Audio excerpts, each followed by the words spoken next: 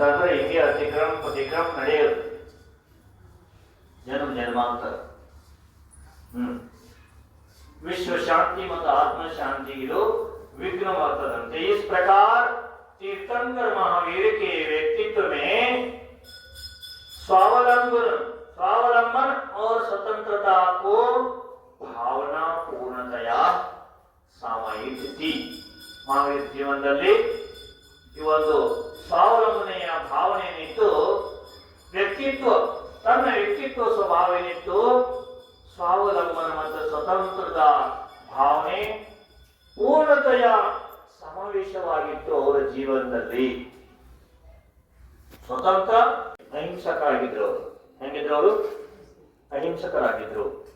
महावीर के व्यक्तित्व का संपूर्ण गठन ही अहिंसा के आधार पर हुआ था। पूरा महावीर जीवन ಏನಿತ್ತು, पूरा जीवन ಅಹಿಂಸದ ಆಧಾರದ ಮೇಲೆ